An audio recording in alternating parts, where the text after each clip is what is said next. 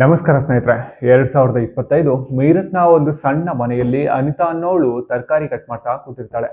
ಅಷ್ಟೊತ್ತಿಗೆ ಆಟವಾಡ್ತಿದ್ದ ಪಕ್ಕದ ಮನೆಯ ಹುಡುಗಿ, ಈಕೆ ಹೆಸರು ಪಿಹು ಅಂತ, ಅವಳ ಹತ್ರ ಬಂದು ಕೂತ್ಕೊಳ್ತಾಳೆ. ಅನಿತಾಗೆ ಪಿಹು ಅವರ ಅಪ್ಪ ಲಂಡನ್ ನಿಂದ ಬಂದಿರೋದು ಗೊತ್ತಿರೋದಿಲ್ಲ. ಹಾಗಾಗಿ ಆ ಪುಟ್ಟ ಹುಡುಗಿಗೆ ಚಾಕ್ಲೇಟ್ ಕೊಡ್ತಾ ಕೇಳ್ತಾಳೆ, ಮಗು ನಿಮ್ ಪಪ್ಪ ಎಲ್ಲಿದ್ದಾರೆ ಮತ್ತು ಹೇಗಿದ್ದಾರೆ ಅಂತ ಕೇಳ್ತಾಳೆ. ಆಗ ಅವಳು ಅಳ್ತಾ ಚಾಕ್ಲೇಟ್ ಇಸ್ಕೊಂಡು ಪಪ್ಪ ಡ್ರಮ್ ಒಳಗಡೆ ಇದ್ದಾಳೆ ಅಂತ ಹೇಳ್ತಾಳೆ. ಆಮೇಲೆ ಅನಿತಾ ಒಂಥರ ಅವಳಿಗೆ ವಿಯರ್ಡ್ ಅನ್ಸುತ್ತೆ. ಆಮೇಲೆ ಇನ್ನೊಂದು ಚಾಕ್ಲೇಟ್ ಕೊಟ್ಬಿಟ್ಟು ಆಕೆ ಅಮ್ಮನ ಹತ್ರ ಕಳಿಸ್ತಾಳೆ. ಸ್ನೇಹಿತರೆ, ನಾನಿವತ್ತು ಹೇಳ್ತಾ ಇರೋದು ಪ್ರೀತಿಸಿ ಮದುವೆಯಾಗಿದ್ದ ಸ್ವಂತ ಹೆಂಡತಿ ಗಂಡನನ್ನೇ ಕೊಂದು ಕತ್ತರಿಸಿ ಡ್ರಮ್ನ ಒಳಗಡೆ ಹೂತು ಹಾಕಿದ್ದ ಪೈಶಾಚಿಕ ಕೃತ್ಯದ ಬಗ್ಗೆ. ಮೀರತ್ನ ಡ್ರಮ್ ಕೇಸ್ ಅಂತಾನೆ ಕುಖ್ಯಾತಿ ಪಡೆದಿರೋ ಈ ಭಯಾನಕ ಕೊಲೆಯ ಬಗ್ಗೆ.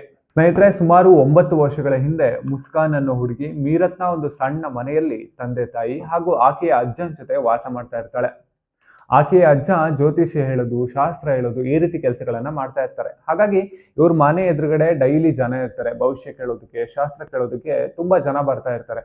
ಅದರಲ್ಲಿ ಆ ರೀತಿ ಬಂದಿದ್ದು ಸೌರವ್ ರಜಪೂತ್ ಅಂತ. ಇವನು ಮೊದಲು ಇವರ ಮನೆಗೆ ಬಂದಾಗ ಮೊದಲನೇ ಬಾರಿಗೆ ಮುಸ್ಕಾನ್ ಅನ್ನ ನೋಡ್ತಾನೆ. ಮೊದಲನೇ ನೋಟಕ್ಕೆ ಅವನಿಗೆ ಆಕೆ ಮೇಲೆ ಪ್ರೀತಿ ಚಿಗುರೊಡೆಯುತ್ತೆ. ಆಮೇಲೆ ಅವರಿಬ್ಬರ ಮಾತುಕತೆ ಸ್ಟಾರ್ಟ್ ಆಗುತ್ತೆ. ಮಾತುಕತೆ ಮದುವೆ ಗಂಟ ತಲುಪುತ್ತೆ. ಆದ್ರೆ ಇವರಿಬ್ಬರ ಪ್ರೀತಿಗೆ ಅಡ್ಡವಾಗಿತ್ತು ಅವರ ಕುಟುಂಬ.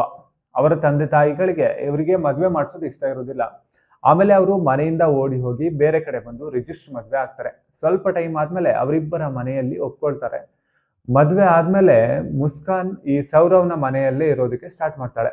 ಸೌರವ್ ಮೊದಲು ಮರ್ಚೆಂಟ್ ನೇವಿಯಲ್ಲಿ ಕೆಲಸ ಮಾಡ್ತಿದ್ದ. ಹಾಗಾಗಿ ಅವನು ಬಹಳ ಸಮಯ ವಿದೇಶದಲ್ಲೇ ಇರ್ತಿದ್ದ. ಮನೆಯಲ್ಲಿ ಮುಸ್ಕಾನ್ ಒಬ್ಳೇ ಇರ್ತಿದ್ಲು. ಸೊ ಅವಳಿಗೆ ಸೌರವ್ನ ಮನೆಯವ್ರ ಜೊತೆ ಆಗಾಗ ಜಗಳ ಆಗ್ತಾ ಇತ್ತು. ಈ ಜಗಳ ಎಷ್ಟರ ಮಟ್ಟಿಗೆ ತಲುಪ್ತು ಅಂತ ಹೇಳಿದ್ರೆ, ಆಕೆ ಗಂಡನನ್ನ ಮನೆ ಕರೆಸಿ ಬೇರೆ ಮನೆ ಮಾಡಿಕೊಡಿ ಅಂತ ಹಠ ಮಾಡ್ತಾಳೆ. ಸೊ ಇನ್ನೇನು ಮಾಡ್ಲಿಕ್ಕೆ ಆಗೋದಿಲ್ಲ ಅಂತ ಬೇರೆ ಮನೆ ಮಾಡಿ ಬೇರೆ ವಾಸ ಮಾಡೋದಕ್ಕೆ ಸ್ಟಾರ್ಟ್ ಮಾಡ್ತಾರೆ. ಸೌರವ್ ವಿದೇಶದಲ್ಲಿ ಕೆಲಸ ಮಾಡ್ತಿದ್ದ ಕಾರಣ ಅವರಿಬ್ಬರ ಮಧ್ಯೆ ಜಾಸ್ತಿ ಮಿಸ್ಅಂಡರ್ಸ್ಟ್ಯಾಂಡಿಂಗ್ ಬರ್ತಿತ್ತು. ಹಾಗಾಗಿ ಸೌರವ್ ಕೆಲಸ ಬಿಟ್ಟು ಬೇರೆ ಕಡೆ ಕೆಲಸ ಮಾಡೋದಕ್ಕೆ ಸ್ಟಾರ್ಟ್ ಮಾಡ್ತಾನೆ. ಆಮೇಲೆ ಅವರಿಬ್ಬರ ಜೀವನ ಚೆನ್ನಾಗಿ ನಡೀತಾ ಇರುತ್ತೆ. 2019ರಲ್ಲಿ ಅವರಿಬ್ಬರಿಗೆ ಮುದ್ದಾದ ಮಗಳು ಹುಟ್ಟಾಳೆ. ಆಕೆ ಹೆಸರೇ ಪಿಹು ಅಂತ. ಇದು ಇವರಿಬ್ಬರ ಜೀವನದಲ್ಲಿ ಅತ್ಯಂತ ಸಂತೋಷ ಕ್ಷಣವಾಗಿತ್ತು. ಆದ್ರೆ ಸೌರವ್ಗೆ ಜವಾಬ್ದಾರಿ ಹೆಚ್ಚಾಗ್ತಾ ಇತ್ತು. ಹಾಗಾಗಿ ಆತ ಕೆಲಸ ಮಾಡೋದಕ್ಕೆ ಪುನಃ ಲಂಡನ್ಗೆ ಹೋಗ್ತಾನೆ. ಮತ್ತೆ ಪುನಃ ಮುಸ್ಕಾನ್ ಒಬ್ಬಂಟಿ ಆಗ್ತಾಳೆ. ಆ ಸಮಯದಲ್ಲಿ ಆಕೆ ಫ್ರೆಂಡ್ ಒಬ್ಳು ಆಕೆಯನ್ನ ಹಳೆಯ ವಿದ್ಯಾರ್ಥಿಗಳ ಒಂದು ವಾಟ್ಸಪ್ ಗ್ರೂಪ್ಗೆ ಜಾಯಿನ್ ಮಾಡಿಸ್ತಾಳೆ. ಅಲ್ಲಿ ಹಳೆಯ ಕ್ಲಾಸ್ಮೇಟ್ ಆಗಿದ್ದಂತ ಸಾಹಿಲ್ ಶುಕ್ಲಾ ಅನ್ನೋನ ಭೇಟಿಯಾಗುತ್ತೆ. ಆದ್ರೆ ಅವನು ಶಾಲೆನಲ್ಲಿದ್ದಾಗ ಹೆಚ್ಚಾಗಿ ಮಾತನಾಡ್ತಾ ಇರ್ಲಿಲ್ಲ.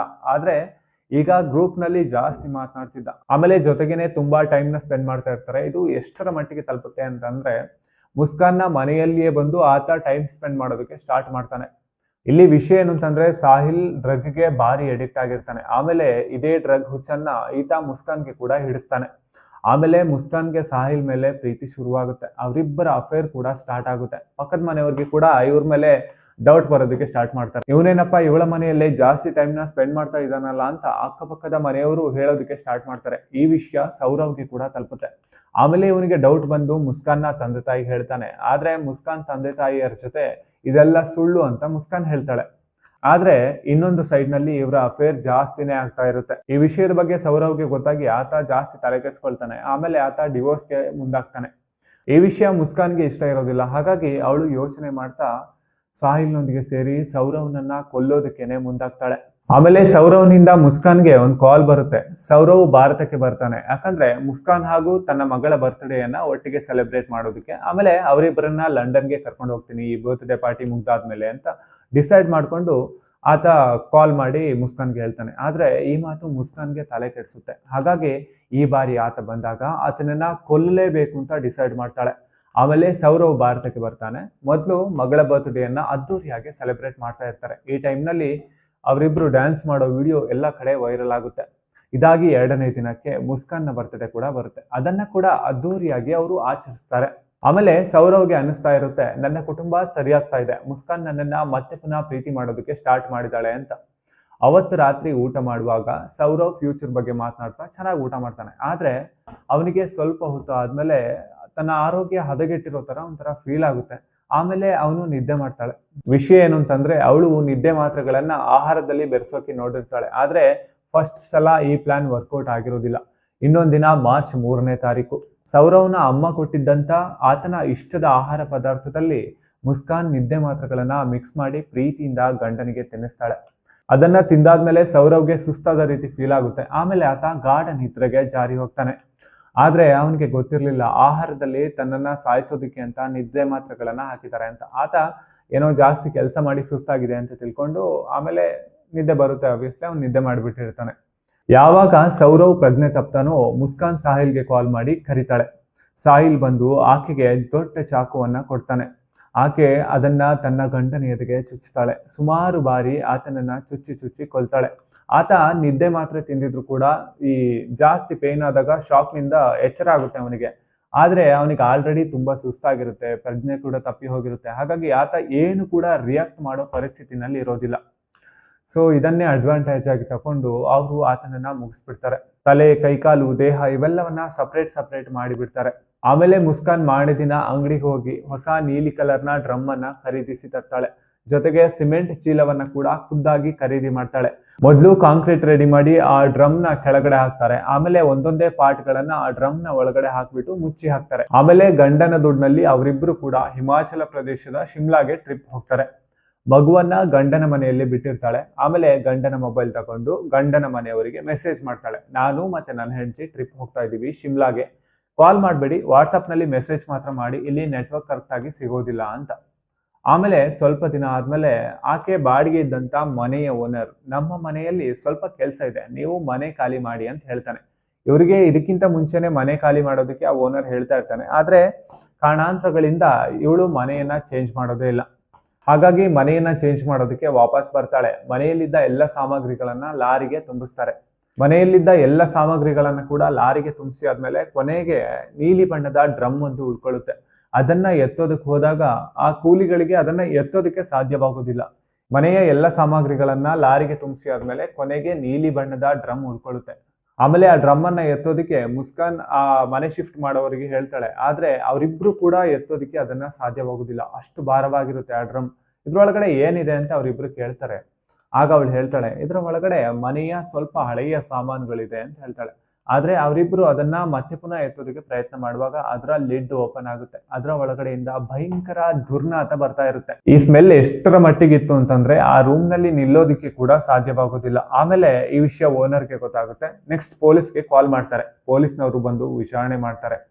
ಆಮೇಲೆ ಆ ಡ್ರಮ್ ಅನ್ನ ಪೋಸ್ಟ್ ಮಾರ್ಟಮ್ ಮಾಡೋದಕ್ಕೆ ಕಳಿಸುವಾಗ ಅದನ್ನ ಒಡೆಯೋದಕ್ಕೆ ಸಾಧ್ಯವಾಗೋದಿಲ್ಲ. ಆಮೇಲೆ ಬೇರೆಯವರನ್ನ ಕರೆಸಿ ಅದನ್ನ ಒಡೆದು ಹಾಕಿದಾಗ ಅದರ ಒಳಗಡೆ ದೇಹದ 15 ಭಾಗಗಳು ಸಿಗುತ್ತೆ.